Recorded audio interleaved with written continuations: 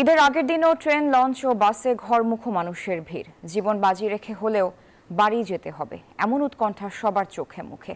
রয়েছে ভোগান্তির অভিযোগও। তারপরও ঈদ আনন্দে মেতে উঠবে প্রিয় মুখ, এমন প্রত্যাশা সবার। ঈদুল আজহায় মিলেছে 10 দিনের ছুটি, তাই আনন্দ উচ্ছ্বাস পরিবারের সাথে ভাগ করে নিতেই রাজধানী ছাড়ছে ঘরমুখো মানুষ। কমলাপুর রেলওয়ে স্টেশনে এ যেন জনস্রোত। ট্রেনের প্রতিটি বগি মানুষে ঠাসা, বাদ যায়নি ছাদটুকু। জীবন বাজি রেখে হলেও বাড়ি যেতে হবে, এমন উৎকণ্ঠা চোখে মুখে। সবার সাথে ঘুরতে পারবো, আনন্দ করতে পারবো, এটাই অনেক কিছু। যাত্রাটা ম্যাটার করে না। ঈদে কিছুটা ভোগান্তি হবে, তারপরও আমরা যে ট্রেনে উঠতে পেরেছি এবং টিকিট পেয়েছি, এজন্য কর্তৃপক্ষকে অশেষ ধন্যবাদ। রয়েছে ভোগান্তির অভিযোগও। রেল কর্তৃপক্ষ বলছেন, ঈদ যাত্রা নিরাপদ ও সুশৃঙ্খলভাবে সম্পূর্ণ করতে তাদের চেষ্টার কমতি নেই। আমাদের ছাড় দেয়া নেই, কিন্তু কাউকে তো আর এই পরিবর্তিত পরিস্থিতি কাউকে এমন ভাবে বাধা দেওয়া যাবে না যাতে তিনি আহত হন। বাস টার্মিনালগুলোর চিত্রও প্রায় এক। শেষ মুহূর্তে বাড়ি ফেরা মানুষের চাপ বেড়েছে, ফলে দেখা দিয়েছে বাস সংকট। গন্তব্যের টিকিট পেতে দীর্ঘক্ষণের অপেক্ষা, নেওয়া হচ্ছে অতিরিক্ত ভাড়া। তারপরেও যথাসময়ে উপস্থিত নেই কোনো বাস, এমন অভিযোগ যাত্রীদের। আপনার 20 টাকার ভাড়া নিয়েছে, আমাদের কাছ থেকে 60 টাকা। দক্ষিণাঞ্চলের মানুষের শেকড়ের টানে বাড়ি ফিরছেন লঞ্চে। যাত্রীর চাপ বাড়ানো হয়েছে লঞ্চের সংখ্যা। তবুও ভোগান্তি আর অভিযোগের অন্ত নেই এখানেও। গতকালকে একটু বেশি ছিল, আজকে একটু সহনীয় পর্যায়ে। সদরঘাট পরিদর্শনে এসে স্বরাষ্ট্র উপদেষ্টা জানান, লঞ্চ সময় মতো না ছাড়লে ব্যবস্থা নেওয়া হবে। এটা যেন কোনো অবস্থায় না হয়। এখন থেকে যেই টাইম দিব ওই টাইম থেকে ওই টাইমের ভিতরে ছাড়বে। হয়তো 5 মিনিট 10 মিনিট এদিক সেদিক হতে পারে, বাট এর চেয়ে যেন বেশি না হয়। উপলক্ষ যখন ঈদ, তখন ঘরমুখো মানুষের বাড়ি ফেরার এসব চিত্র চিরচেনা। শঙ্কা, হতাশা, অভিযোগ ঠেলে সবশেষ ঈদ আনন্দে মেতে উঠুক সবাই, প্রত্যাশা ঘর ফেরা মানুষের। আব্দুল্লাহ মামুন, নিউজ 24, ঢাকা। এদিকে ঈদযাত্রার শেষ দিনে বিভিন্ন মহাসড়কে যাত্রী ও যানবাহনের চাপ বেড়েছে কয়েক গুণ। আজও ঢাকা-টাঙ্গাইল যমুনা সেতু মহাসড়কে কয়েক কিলোমিটার যানজটের সৃষ্টি হয়েছে। অবশ্য যানজট নিরসনে কাজ করছে আইনশৃঙ্খলা বাহিনীর সদস্যরা। বিস্তারিত ডেস্ক রিপোর্টে। অতিরিক্ত যানবাহনের চাপে ও সড়কে একাধিক গাড়ি দুর্ঘটনা ও বিকল হওয়ায় ঢাকা-টাঙ্গাইল মহাসড়কের করটিয়া থেকে যমুনা সেতু পর্যন্ত 25 কিলোমিটার এলাকায় থেমে থেমে যানজট সৃষ্টি হয়েছে। সেনাবাহিনী, পুলিশ যৌথভাবে যানজট নিরসনে কাজ করছে। সাভার ও আশুলিয়া মহাসড়ক থেকে থেমে থেমে চলছে যানবাহন। নবীনগর চন্দ্রা মহাসড়কেও একই চিত্র। যাত্রীদের অনেকে কয়েক কিলোমিটার পথ হেঁটেই গন্তব্যের বাস ধরছেন। উত্তরাঞ্চলগামী যানবাহনকে ঘন্টার পর ঘন্টা দাঁড়িয়ে থাকতে হচ্ছে। বপ্তানি, বাইবেল, নবীনগর, হেমাদপুর, গাবতলী থেকে এসেছি 4 ঘন্টায়। সকাল 9টার সময় আইছি, এখন তো গাড়ি পাইনি, দাঁড়া আছি, গাড়ি অতিরিক্ত ভাড়া চাইতেছে। হাইওয়ে পুলিশ বলছে, রাস্তা সচল রাখতে ও আইন শৃঙ্খলা রক্ষায় কাজ করছে তারা। তবে রাস্তায় দাঁড়িয়ে যাত্রী তোলায় মহাসড়কে যানবাহনের চাপ বেড়েছে। রাস্তাটা ক্লিয়ার করার চেষ্টা করতেছি, আর এইখানে যে গাড়িগুলো আসতেছে দাঁড়ায় হলেও যেন বাসে উঠে চলে যায়। আমরা ট্রাক এলাও করতেছি না, বাসগুলোতে যেন উঠে চলে যেতে পারে, সেই ব্যবস্থা করতেছি, যেন কম ভাড়ার মধ্যে চলে যেতে পারে। এদিকে ভোর থেকেই ঢাকা ময়মনসিংহ মহাসড়কের বিভিন্ন স্থানে পরিবহনের জন্য অপেক্ষা করছেন যাত্রীরা। সকাল থেকেই গাজীপুরের বোর্ডবাজার থেকে চান্দনা চৌরাস্তা পর্যন্ত 5 কিলোমিটার এলাকায় যানজটের সৃষ্টি হয়। গাড়ি যাও পাই, আমরা সিট পাই না। সিট পাইলে নর্মাল ভাড়া 200, এই জায়গায় 1000 টাকা ভাড়া চাইতেছে। গাড়ি পাওয়া যাইতেছে না, যে কোন আহানের অবস্থা একই। গাড়ি ভাড়া বেশি যাচ্ছে, গাড়ি পাচ্ছি না। এদিকে নারায়ণগঞ্জে ঢাকা চট্টগ্রাম ও ঢাকা সিলেট মহাসড়কে যানবাহনের বাড়তি চাপ থাকলেও কোথাও কোনো যানজট নেই। তবে গণপরিবহনের সংকটের কারণে সকাল থেকেই যাত্রীদের দুর্ভোগ পোহাতে হচ্ছে। এছাড়াও রয়েছে অতিরিক্ত ভাড়া আদায়ের অভিযোগ। 500 টাকার ভাড়া 700 টাকা নিতে আসছে, 200 টাকা ডিফারেন্স। লিগ্যাল কোনো টাইম ওরা আমাদেরকে বলতেছে না, টিকিট কেটে বলে দিচ্ছে। যে গাড়িগুলি গেছে সেই গাড়িগুলি এখন সময় মতো আমরা পাচ্ছি না, তার জন্য একটু জ্যাম লেগে আছে, আর যাত্রীও একটু ভোগান্তি হচ্ছে। মহাসড়কগুলোতে যানজট, দুর্ঘটনা, ছিনতাই ও ডাকাতি মুক্ত নিরাপদ রাখতে আইন শৃঙ্খলা বাহিনীর পাশাপাশি কাজ করছেন সেনা ও বিজিবি সদস্যরাও। শান্তা ইসলাম, ডেস্ক রিপোর্ট, নিউজ 24। কাল পবিত্র ঈদুল আজহা পরিবারের সঙ্গে ঈদ উদযাপনের শেষ মুহূর্তে রাজধানী ছাড়ছে ঘরমুখো মানুষ। এই বিষয়ে বিস্তারিত জানাতে গাজীপুরের চন্দ্রা থেকে আমাদের সাথে এই মুহূর্তে যুক্ত হচ্ছেন সহকর্মী নাজমুল হুদা। নাজমুল, আজ তো ঢাকা টাঙ্গাইল মহাসড়কে যাত্রী ও যানবাহনের বেশ চাপ বেড়েছে, তো কি অবস্থা? মহাসড়কে যানজট সৃষ্টি হয়েছে কিনা, পাশাপাশি যাত্রীরা কি বলছেন, তাদের কোনো অভিযোগ রয়েছে কিনা? আপনাকে ধন্যবাদ। আপনি যেমনটি বলছেন, এই মুহূর্তে রয়েছে আমি গাজীপুরের চন্দ্রাতে এবং আমরা দেখেছি যে সকাল থেকে কিন্তু যে এইখানকার আশেপাশে যেসব পোশাক কারখানার শ্রমিক এবং ঢাকার থেকে যারা অফিস করেন এবং যারা এখন কিন্তু আবার বের হয়েছে তারা বাড়িতে যাবে এবং পরিবারের সাথে পরিবারকে নিয়েই পরিবারের সাথে ঈদ করার জন্য গ্রামের বাড়িতে যাচ্ছে। যে যেভাবে পাচ্ছে সে সেভাবেই কিন্তু আসলে যাওয়ার চেষ্টা করছে এবং কেউ কেউ ভেঙে ভেঙে যাচ্ছে, কেউ কেউ আপনার যে ব্যক্তিগত গাড়ি এবং আমরা দেখেছি যে যে পণ্যবাহী ট্রাকে করে কিন্তু যে লাখো মানে যাত্রীরা এখনও কিন্তু কাউন্টারগুলোতে ভিড় করছে এবং তারা কিন্তু আসলে যে দেখতেই পাচ্ছেন যে যদি আমি বলি যে এখনও কিন্তু যে তারা সেই মহাসড়কে কিন্তু যে দূরপাল্লা পরিবহন সংকটের ফলেই ট্রাকে করে যাচ্ছে এবং ট্রাকে করে যেহেতু ভাড়া বেশি নেওয়া হচ্ছে, কেউ কেউ আবার বাসে কিন্তু ঝুলে ঝুলে যাচ্ছে এবং ট্রাকেও কিন্তু যেহেতু জায়গা হয় না এবং ট্রাকেও কিন্তু ঝুলে ঝুলে যাচ্ছে এবং যে যেভাবে পারছে সে সেভাবেই আসলে যাচ্ছে। এবং আমরা যদি বলি যে ট্রাফিক পুলিশ এবং হাইওয়ে থানা পুলিশ এবং সেনাবাহিনী তারা কিন্তু যৌথভাবে আসলে কাজ করছে এবং সড়কে যান চলাচল স্বাভাবিক রাখতে এবং প্রত্যেকেই যাতে বাড়িতে ঈদ করতে পারে পরিবারের সাথে, সে কারণে কিন্তু প্রত্যেকটা মানুষই যাতে নিশ্চিত মানে যেতে পারে, সেই কারণেই আসলে মূলত পুলিশ এবং সব ধরনের আইন শৃঙ্খলা বাহিনী কিন্তু আসলে একযোগে কাজ করে যাচ্ছে। ঈদের আগের দিন রাজধানীর পশুর হাটগুলোতে ক্রেতার ভিড়, চাহিদার শীর্ষে ছোট মাঝারি আকারের গরু, এদিকে বড় আকারের গরু নিয়ে বিপাকে খামারিরা। হাটে খাসি, মহিষ, ছাগল ও ভেড়ার পাশাপাশি কোথাও কোথাও উট দুম্বারও দেখা মিলছে। ঈদের ঠিক আগের দিন জমজমাট রাজধানীর গাবতলীর গবাদি পশুর হাট। শেষ দিনে নানা জাতের গরু ছাড়াও খাসি, মহিষ ও ভেড়া নিয়ে ক্রেতাদের আকৃষ্ট করছেন বিক্রেতারা। কোথাও কোথাও দেখা মিলছে উট দুম্বারও। নানা হাট ঘুরে চাহিদার শীর্ষে থাকা মাঝারি ও ছোট গরু না পেয়ে অনেক ক্রেতাই হতাশা প্রকাশ করছেন। তবে বিগত বছরের তুলনায় দাম বাড়তি না থাকায় তেমন আক্ষেপ নেই ক্রেতাদের। কালকে ছোট চাহিদা অনেক বেশি ছিল, এখন ছোটটা শেষ হয়ে যাওয়ার পর বড়টা এখন সবাই যেভাবে হোক নিতেছে। 2,20,000 টাকা চাইছে, এটা মোটামুটি 2 লাখ টাকা হয়েছে। ধোলাই খাল এলাকায় হাটে যাওয়া হয়েছে, তারপর শ্মশানঘাট হাটে যাওয়া হয়েছে, গরু নাই, খুবই সংকট। ছোট গরুর সংকট থাকলেও বড় খামারির গরুতে সয়লাভ পশুর হাটগুলো। তবে চাহিদার অভাব এবং কাঙ্ক্ষিত দাম না পেয়ে দুশ্চিন্তায় পড়েছেন বড় গরুর খামারিরা। ওই রকম লাভ না, ওই রকম লস না, মোটামুটি মিডিয়াম পাবে আর কি যাইতেছে। আশা করছি যে হয়তো বাড়বে, এখন দেখি যে ওর কষ্ট হইতেছে। 3,85,000 টাকা বলছে এক বড় ভাই, আমি এটা দিয়ে দিলাম। এদিকে বেচাকেনা নিয়ে সন্তুষ্টি প্রকাশ করে রাত অবধি হাট জমজমাট থাকবে বলে আশাবাদী কর্তৃপক্ষ। ঈদের আগের দিন এবং তার আগের দিন 2 দিন বেচাকেনা সবসময় বেশি হয়, তবে এই বছর অন্যান্য বছরের তুলনায় অনেক বেশি। গবাদি পশুর হাটগুলো ঘিরে নিরাপত্তা নিশ্চিতে সেনাবাহিনীর পাশাপাশি কাজ করছে আইন শৃঙ্খলা বাহিনী। বদরুল আলম শাওন, নিউজ 24, ঢাকা। শেষ মুহূর্তে রাজধানী সহ দেশের বিভিন্ন জেলায় জমে উঠেছে পশুর হাট। বিস্তারিত জানাতে আমাদের সাথে যুক্ত হচ্ছেন সহকর্মীরা। শুরুতেই যাব রাজশাহীতে, সেখান থেকে যুক্ত হচ্ছেন সহকর্মী মতিউর মর্তুজা। মর্তুজা, হাটে বেচাকিনি কেমন জমে উঠেছে? আজ তো শেষ দিন, দাম নিয়ে কি বলছেন ক্রেতা বিক্রেতারা?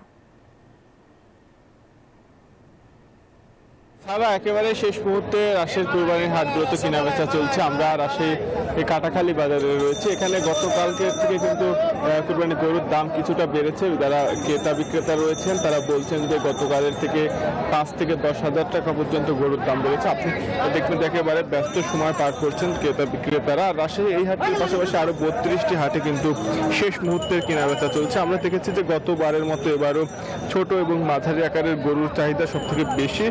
এই হাটটিতে 2 থেকে 2.5 মণ ওজনের গরু বিক্রি হচ্ছে 65 থেকে 85 হাজার টাকা, মাঝারি 3 মণ থেকে 4 মণ ওজনের গরু বিক্রি হচ্ছে 1 লক্ষ থেকে 1,30,000 টাকা এবং 8 থেকে 10 মণ ওজনের বড় গরু বিক্রি হচ্ছে 2,20,000 থেকে 5 লক্ষ টাকা পর্যন্ত। আর হাটকে কেন্দ্র করে নিরাপত্তা ব্যবস্থা জোরদার করা হয়েছে। আইন শৃঙ্খলা রক্ষাকারী বাহিনীর সদস্যরা সার্বক্ষণিক হাটে নিয়োজিত রয়েছেন। এর পাশাপাশি সাদা পোশাকের গোয়েন্দা নজরদারি বৃদ্ধি করা হয়েছে বলে কিন্তু আমাদের জানিয়েছেন আইন শৃঙ্খলা রক্ষাকারী বাহিনী। এর আগে 2 জন কিন্তু ছিনতাইকারীকে আটক করেছে র্যাব 5-এর সদস্যরা। আর পানি সম্পদ কর্মকর্তারা বলছেন যেন অস্বাস্থ্যকর গরু বাজারজাতকরণ না করা হয় সেই বিষয়ে তাদের টিম সার্বক্ষণিক নিয়োজিত রয়েছেন এবং তারা পানির স্বাস্থ্য পরীক্ষা করে দেখছেন। আর দাম নিয়ে খামারিরা কিছুটা অসন্তোষ প্রকাশ করলেও কিন্তু আজকের হাটে তারা বলছেন যে দাম সহনীয় পর্যায়ে রয়েছে, দাম লাভজনক অবস্থায় রয়েছে। আর যারা ক্রেতা রয়েছেন তারা বলছেন যে একেবারে শেষ হাট এবং শেষ মুহূর্তের কিনা বেচা, যার কারণে তারা বাড়তি দাম দিয়ে হলেও কিন্তু তারা গরু আজকের হাট থেকে গরু কেনা। রাজশাহী কাটাখালী হাটের পাশাপাশি রাজশাহী সিটি হাট, তাহিরপুর হাট, বানেশ্বর হাট, ইউসুফপুর হাটেও কিন্তু একই অবস্থা আমরা খোঁজ নিয়ে দেখেছি। সেখানকার যারা ক্রেতা বিক্রেতারা রয়েছেন তারাও কিন্তু একই কথা আমাদের জানিয়েছেন। তারা বলছেন যে গত কয়েকদিনের থেকে দাম কিন্তু কিছুটা বেড়েছে। আর জাল টাকা প্রতিরোধে হাটে নিরাপত্তা ব্যবস্থা জোরদার করা হয়েছে। বিভিন্ন ব্যাংকের কর্মীরা কিন্তু হাটে জাল টাকা লেনদেন না হয় সে তৎপর রয়েছেন। এই ছিল রাজশাহী থেকে সর্বশেষ। বরিশাল থেকে আরও খবর জানাচ্ছেন সহকর্মী মিরন। আমরা হচ্ছে মিরনের কাছে।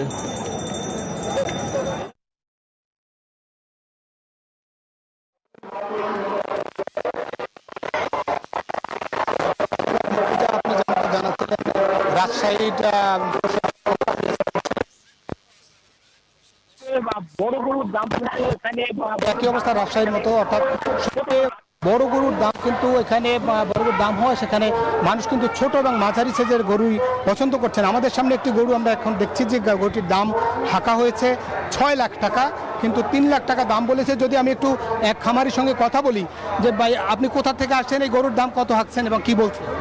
গরু আনছি বাগেরহাট থেকে মোল্লাহাট থানা, বাগেরহাট জেলা মোল্লাহাট থানা। গরুর ওজন আছে আপনার 19 থেকে 20 কেজি। দাম চাচ্ছি 8 লাখ টাকা। দাম বলছে কত? 4 লাখ, 4.5 লাখ, 5 লাখ দাম বলছে। এই বাজারে অর্থাৎ এই হাটে আমরা যেমনটা দেখছি যে ছোট এবং মাঝারি আকারের যে গরু সেগুলোই সবাই পছন্দ করছেন এবং শেষ সময়ের গরু কেনা বেচা চলছে। রাত পোহালে কিন্তু কোরবানি এখন কিন্তু শেষ সময় যারা কিনতে পারেননি তারা কিন্তু হাটে এসেছেন এবং যে কম দামের এবং মাঝারি যদিও দাম নিয়ে সবাই কিন্তু গরু কিনে ফিরছেন। এই ছিল বরিশাল থেকে আমার কাছে গরুর হাটের সবশেষ ফিরছি স্টুডিওতে। মিরন ও মর্তুজা দুজনকে ধন্যবাদ। পবিত্র ঈদুল আজহা, ঈদের প্রধান জামাতের জন্য প্রস্তুত জাতীয় ঈদগাহ। শুক্রবার সকালে ঈদগাহ পরিদর্শনে এসে স্বরাষ্ট্র উপদেষ্টা লেফটেন্যান্ট জেনারেল অবসরপ্রাপ্ত জাহাঙ্গীর আলম বলেন, সারা দেশে নিরাপত্তার ঘাটতি নেই। শুধুমাত্র ঢাকার নিরাপত্তায় ডিএমপির 500 পেট্রোল টিম কাজ করবে। আর সারা দেশে গোয়েন্দা নজরদারি বৃদ্ধি করেছে র্যাব। রাত পোহালেই কুরবানির ঈদ, ঈদের প্রধান জামাতের জন্য প্রস্তুত জাতীয় ঈদগাহ। রাষ্ট্রের গুরুত্বপূর্ণ ব্যক্তিরা এখানে ঈদের জামাত আদায় করবেন, তাই তাদের সর্বোচ্চ নিরাপত্তা নিশ্চিতে নানা উদ্যোগ নিয়েছে আইন শৃঙ্খলা বাহিনীর সদস্যরা। শুক্রবার সকালে জাতীয় ঈদগাহ পরিদর্শনে আসেন ডিএমপি কমিশনার। এ সময় তিনি বলেন, রাজধানীর নিরাপত্তায় 5 শতাধিক পেট্রোল টিম কাজ করবে। 500 পেট্রোল টিম থাকে, দিনে 250, রাত্রে 250 মোটর বাইক, গাড়ি, ফুড পেট্রোল থাকে। আমরা সবাইকে সজাগ করছি। যে সমস্ত অফিসাররা অফিসে কাজ করেন, ফিল্ডে ফোন করেন, তাদেরকেও আমরা দায়িত্ব বন্টন করে দিচ্ছি এই কাজগুলো সুপারভিশন করার জন্য। ইনশাআল্লাহ অসুবিধা হবে না। ঢাকা সহ সারা দেশের নিরাপত্তায় গোয়েন্দা নজরদারি ও টহল জোরদার করা হয়েছে বলে জানিয়েছে র্যাব। রাজধানী ঢাকা সহ সারা দেশে ঈদের ছুটিতে যাওয়া মানুষের বাসস্থান, কর্মস্থল, শপিং মল সহ অন্যান্য সবগুলো স্থানে চুরি ও ডাকাতি প্রতিরোধে র্যাবের নজরদারি ও টহল বৃদ্ধি করা হয়েছে। এছাড়াও যে কোনো পরিস্থিতি মোকাবেলা করতে র্যাবের ডগ স্কোয়াড এবং বোম ডিসপোজাল টিম সার্বক্ষণিকভাবে প্রস্তুত রয়েছে। স্বরাষ্ট্র উপদেষ্টা বলেন, ঈদে নিরাপত্তাহীনতার কোনো শঙ্কা নেই। আমাদের জন্য প্রস্তুতি সব আল্লাহ দিলে খুব ভালো আছে, কোনো ধরনের কোনো অসুবিধা নাই এবং পুরা দেশের নিরাপত্তার জন্য আমাদের পর্যাপ্ত সংখ্যক আইন শৃঙ্খলা বাহিনী রয়ে গেছে যারা ছুটিতে যায় নাই। এদিকে বিএনপি নেতা ইশরাক হোসেন ঈদগাহ ময়দান পরিদর্শন করে বলেন, মাঠ প্রস্তুতের কাজে নিয়োজিতদের উজ্জীবিত করতেই ঈদের দিন পর্যন্ত মাঠে থাকবেন তিনি। যারা এখানে শ্রমিকরা রয়েছেন তাদের পাশে এসে দাঁড়ানো এবং তাদেরকে কিছুটা মোটিভেট করা, এটা আমরা কালকে থেকেও মাঠে থাকবো। যারা পরিচ্ছন্ন কর্মী থাকবে তাদের সাথে আমরা, আমাদের ঈদের দরকার নেই, আমরা তাদের, যারা যেহেতু আমাদের জন্য কষ্ট করতে পারে আমরাও তাদের সাথে থাকবো ইনশাল্লাহ। মাসুদ সুমন, নিউজ 24, ঢাকা। কোরবানি বর্জ্য সরাতে এবার হটলাইন চালু করেছে জাতীয় নাগরিক পার্টি এনসিপি। ফোন করার আধা ঘন্টার মধ্যেই বর্জ্য অপসারণ করার প্রতিশ্রুতি দিয়েছে দলটি। শুক্রবার রাজধানীর বাংলা মোটরে দলের অস্থায়ী কার্যালয়ে এ বিষয়ে একটি জরুরি সংবাদ সম্মেলন করা হয়। এনসিপি নেতারা বলেন, কোরবানির পশুর চামড়া রাখতে ওয়ার্ড ভিত্তিক জায়গা নির্ধারণ করা হলে দুষ্টু চক্র ভাঙা সম্ভব। ঈদে নগরবাসীর ভোগান্তি এড়াতে সর্বোচ্চ ব্যবস্থা নিতে সিটি কর্পোরেশন কর্তৃপক্ষের প্রতি আহ্বান জানান তারা।